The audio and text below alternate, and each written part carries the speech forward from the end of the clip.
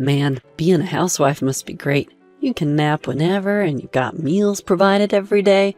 If I could be reborn, I'd want to be a woman.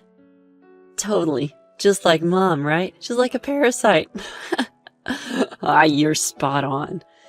As I washed the dishes, my husband and son laughed and chatted like this behind me. So who do they think made the dinner they're enjoying? And who does the laundry? My name is Marcia. I live with my husband Cedric and our college-age son Davin. Every day it seems they label me a parasite, gossiping behind my back. Yes, currently I am unemployed and a housewife.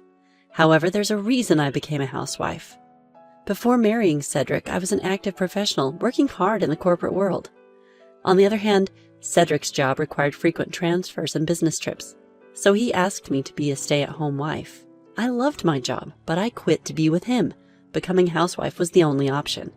His transfers always took us away from my parents' home. Raising a child in unfamiliar places was challenging, but still, we were a happy family. About 10 years after our wedding, when our son started elementary school, Cedric said, "The days of transfers are over.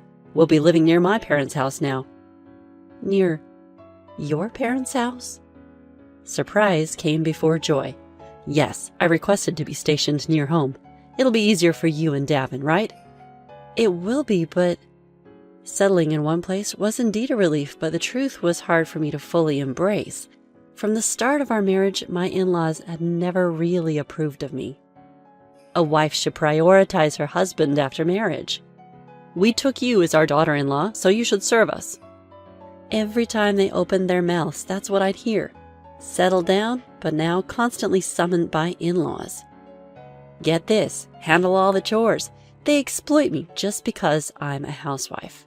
After enduring this for several months, my patience was at its limit. My in-laws treated me like a slave, and my husband wouldn't intervene.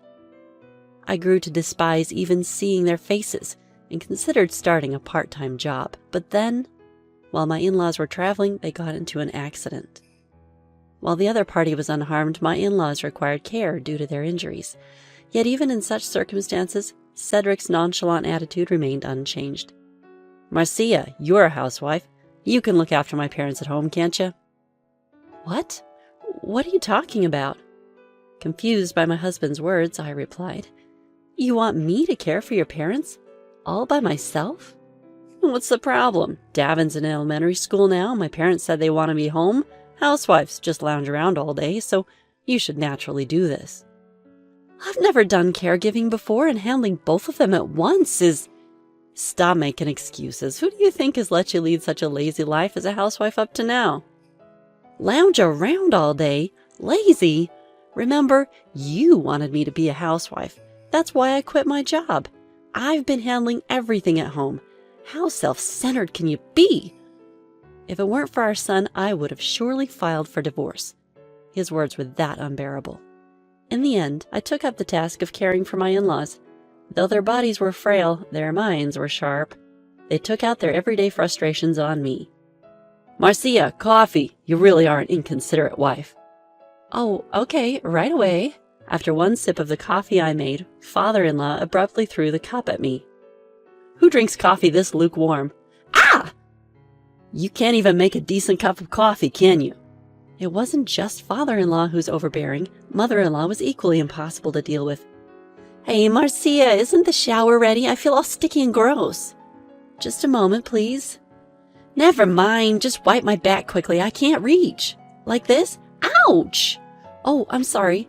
You're so rough. Our son is unlucky to have such an incompetent wife." Naturally, talking to my husband didn't help. Instead, he'd casually say, "You're the wife. It's only natural to serve my parents." Caring for my in-laws became so routine that I began to feel numb. It was hard, but somehow my feelings became dulled. No matter how much they belittled me or threw things, I kept telling myself it would end someday. Just need to be patient until then. That's how I got through each day. Years later, due to the onset of dementia, the need for care for my in-laws increased, and it was decided they would be admitted to a care facility.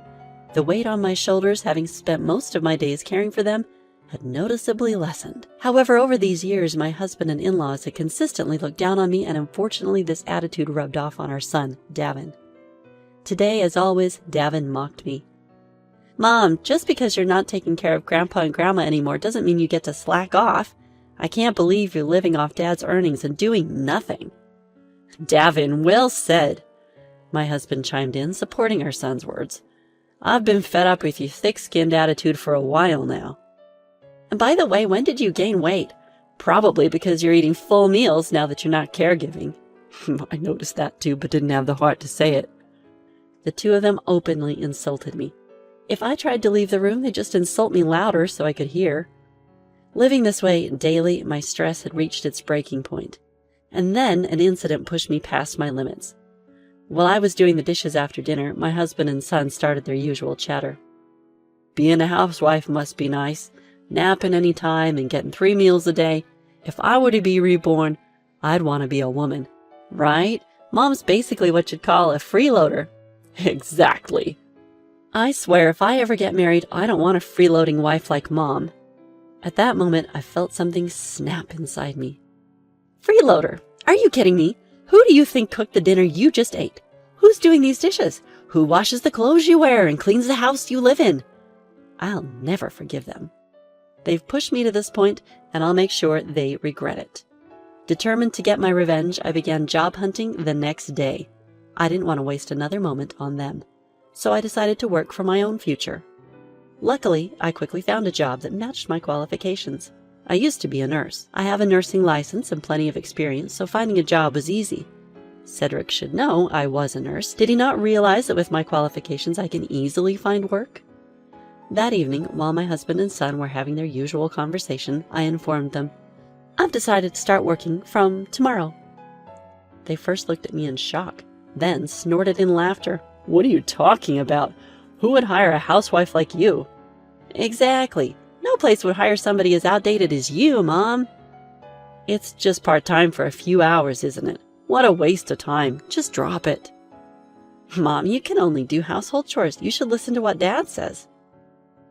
Looking down on the two, I firmly replied, It's a full-time, permanent position, actually. What? Full-time? Permanent? You got... Mom, they hired you as a permanent employee? Yes, so from now on, I'll be contributing half to our living expenses. In return, I'd like you to share the household chores. What? Housework is your job.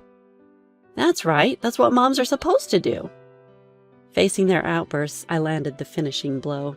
Oh, since when was housework a job? I've never received a paycheck. I thought being a housewife meant napping whenever and living leisurely. What? They grumbled endlessly, but I ignored it. The next day, I started working again. I only did the basic chores and dedicated the rest of my time to my job that I love. It was challenging after such a long break, but far more fulfilling than before. Ever since my husband and son started excessively praising me to get in my good graces. Cooking is tough. Wow, Marcia, you're incredible. I miss your cooking. Totally. No one can do laundry and cook like Mom. The best we can do is take out the trash. Thinking I'd be like, oh, well, all right then. I glanced at them and flatly said, Excuse me, I'm working too, you know. How about doing your laundry and preparing your meals? What? How dare you speak to me like that? We can't live without my income. Excuse me? That's not true at all. What? Turns out my salary is almost the same as my husband's. In fact, since I work at a large hospital, I earn slightly more. Speechless, my husband became more docile. But now my recently employed son tried to exploit the situation. Hey, since you're earning too, I don't need to chip in, right? With my husband nodding in agreement, he added, Right, actually, let's just have Marcia pay for everything. You were the one who said we could live without my money. Great idea, Dad. More allowance for us. Kill 2 birds with 1 stone. Tired of their childish banter, I said, All right then, both of you will handle all the chores and manage the finances within what I contribute. Why would it come to that? You're still a housewife. Dad's right. We're already doing our laundry. I might be a housewife, but first I'm a person. I'm not your maid. You! It was because of me that you even got to work. Exactly. All this time you've been relying on Dad, now you act so high and mighty. Then my husband slowly pulled out divorce papers from his bag. He slammed them on the table in front of me. I stared at the papers and asked quietly, "What's this?" "You can't see, can't you? Divorce papers. I've filled in my part.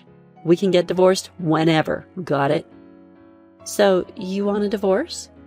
"I didn't say that. You don't want to divorce me either, do you? I'll give you 1 day to think, cool down, and decide what's best for you." "Okay." As I began to pack my things, I could see my husband and son smirking. "Hey, where do you think you're going?" I turned and answered, "I'll stay at a business hotel near work for a while." "Fine, cool off there for a bit." And so I headed to the business hotel. I didn't have any intention of going back to that house. After checking in, I went directly to work from the hotel the next day. This continued for a few days. One evening, while relaxing with a drink, I got a call from my husband. "Marcia, have you decided? Davin's here too. Come home and cook dinner." "I've made up my mind, but I won't be coming back." "What? What are you talking about? Your son and husband are hungry and waiting. Can't you even care for your family?" "We're not family anymore." He seemed unable to comprehend and uttered a dumbfounded, "What?" "Thanks for the divorce papers. I've already submitted them." You, what did you say? You filed for divorce? This is a joke, right?" "A joke? Who would joke about something like this? We're now complete strangers." "What are you saying? You're acting so selfish. What about Davin?" "He's about to graduate from college. He'll be fine on his own. He's already secured a job." "You're abandoning your family?" "Goodbye." "Hey, wait a—" I hung up. The calls from him kept coming. I got fed up and blocked his number. I told my parents about the situation and asked them not to answer his calls. Seeing this opportunity, I decided to move back to my parents.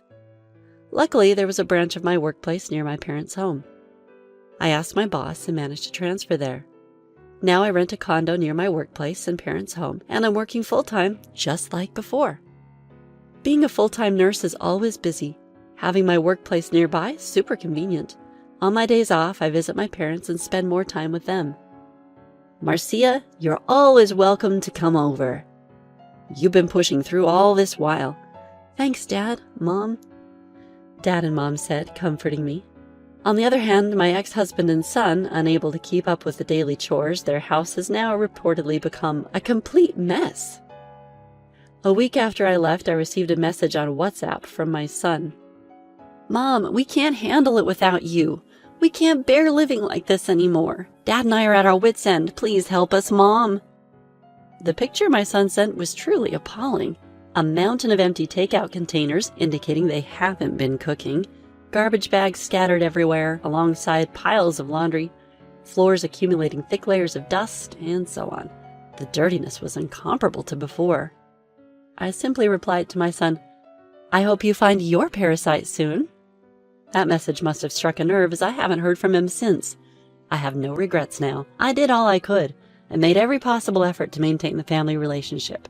But if they're going to look down on me that much, I'd rather distance myself from such a family. Going forward in life, I want to indulge myself. Having held back for so long, I'm determined to live a happy life.